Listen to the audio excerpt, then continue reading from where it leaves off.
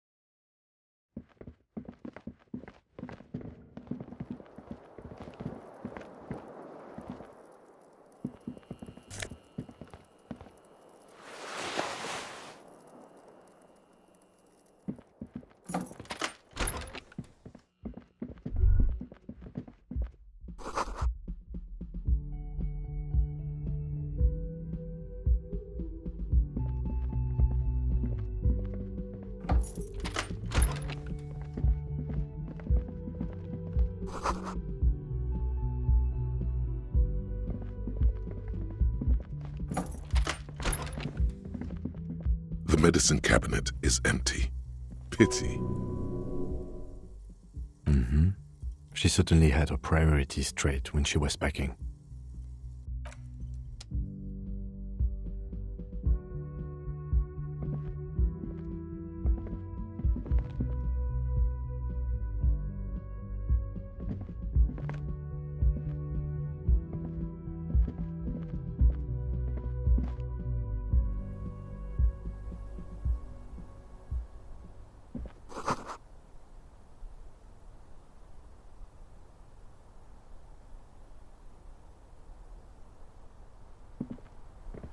You see the same two neon-lit shapes, a man and a woman, only now a red thread bisects the room, pointing from the antenna outside to the cupboard on the wall.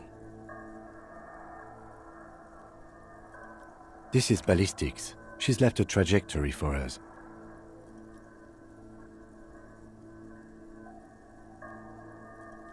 A ray of backward motion explodes from his mouth to the roof outside, A prime, to then widen into a radius of locations in Martinez, B prime, B double prime, and B triple prime.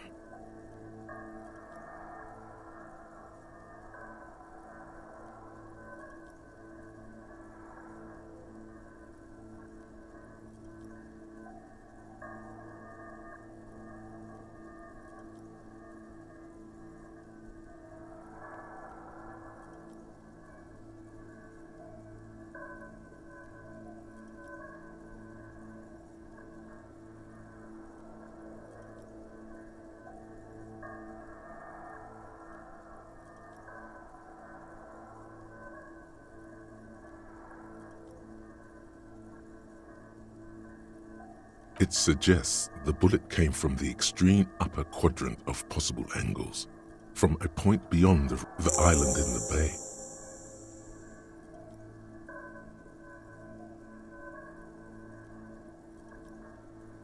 Unless she thinks the perpetrator was standing on the ring antenna. That is where the thread seems to point.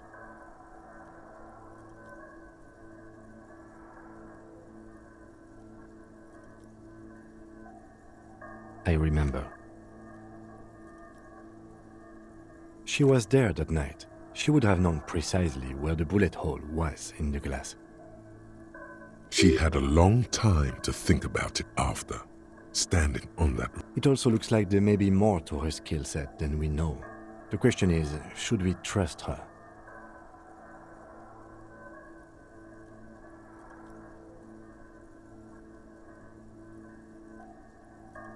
I find that hard to believe, but at this point, what difference does it make?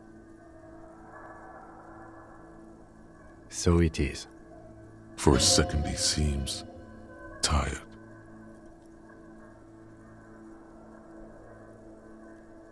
I just haven't gotten a lot of sleep this past... He doesn't really believe this.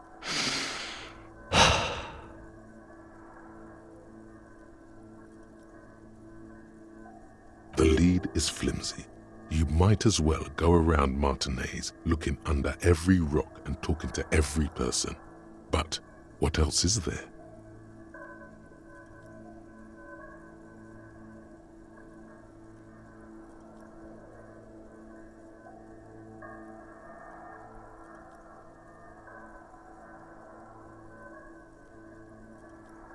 Not a lot, no. Okay, let's go to the fucking island. How do we get there? Joyce Messier had a sloop, but she's gone. Ah, yes, of course. The village. Let's go.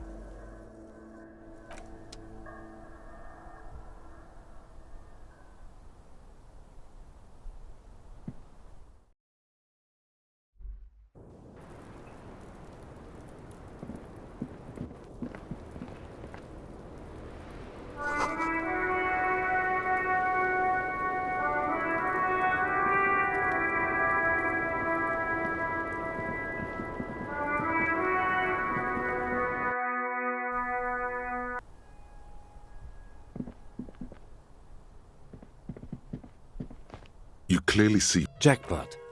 These, unlike everything else here, are new. large prints. Shoe size is 41 to 42, maybe 40. Everything around you is quiet.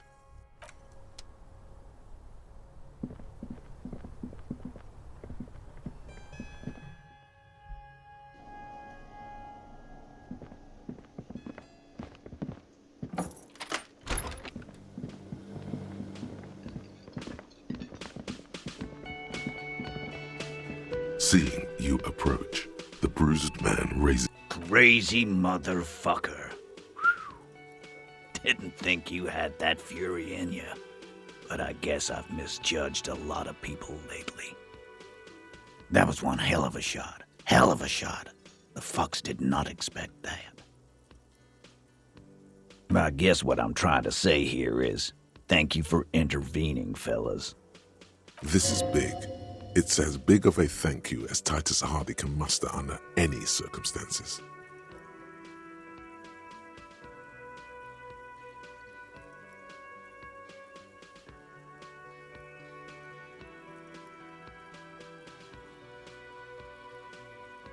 Now, how can I help you? Theo was old. I think he'd be pretty happy with the way he went. Never could imagine him withering away on a sickbed. But Angus, he was just a stupid kid. Didn't realize the mess he'd gotten into. Trusted me. Still, the balls on that kid. Here it comes. The last one is the worst one. He only deals with it by drinking copious amount, an honest tactic. And Glenn was my friend. Best I've ever had. I'd love that crazy homo like my own brother. We're all fucked without him. But what do? This job is shit.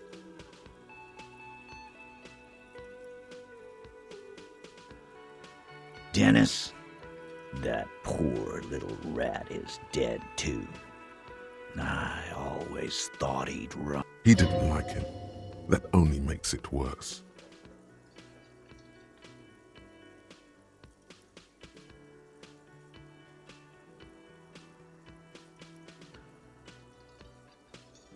Well, yeah.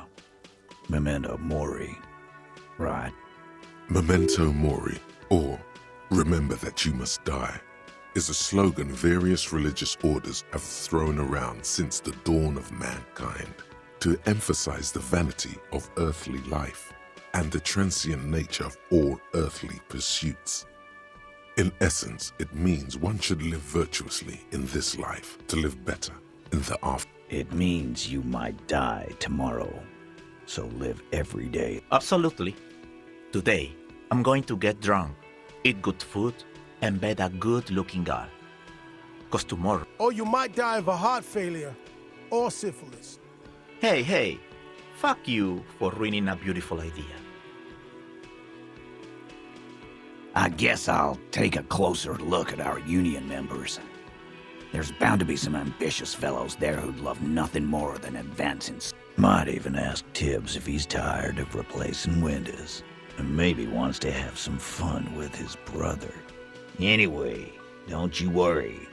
As long as Titus Hardy's standing, there will be Hardy Boys. He's right. The numbers are replaceable. In an organization of thousands of men, there are plenty who'd join. Don't know? Don't care. I'll be glad if I never see that fucking woman again. Even after all that hell, he's still bitter about her?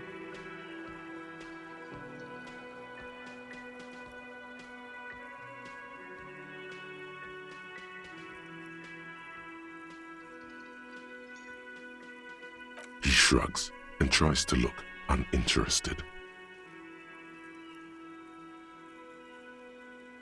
Judging by the sight of you, I'd suggest crawling into bed with a bottle of whiskey in one hand. Yeah, go pay Monica a visit in Janrock. She's got a knack for making men forget about their worries. Biggest pair of milkers in all Rebacho. Hell, you both look like you could use some feminine company right now. Thank you for your advice, Eugene, and you too, Alain. I do always appreciate a good use of the expression milkers. It sincerely amuses him how hard these guys typecast themselves. You're welcome, Bina Claude. You're all right in my book.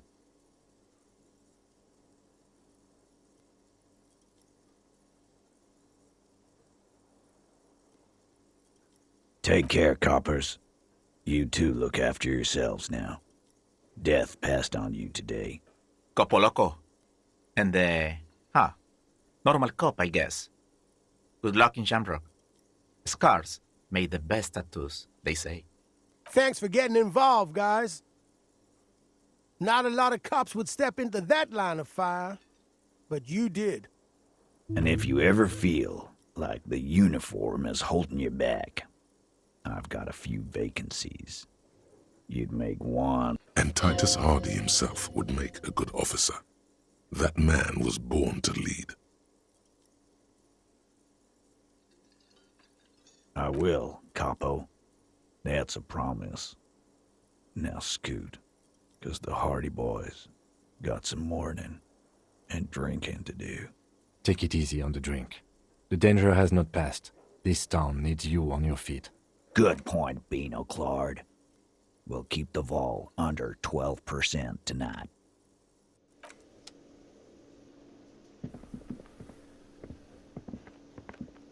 Hi again, gendarme. Bye-bye, gendarme.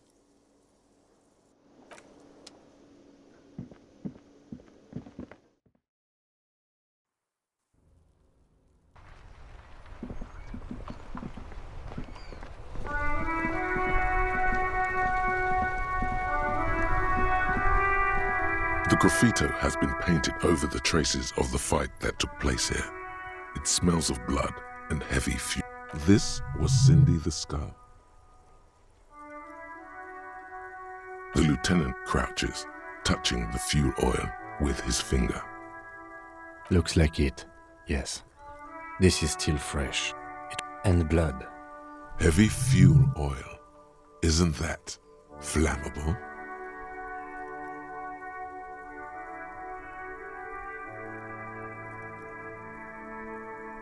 The fuel oil catches fire immediately with an ominous hiss. A bright orange flash across the surface of the letters. Black smoke rises from the burning message.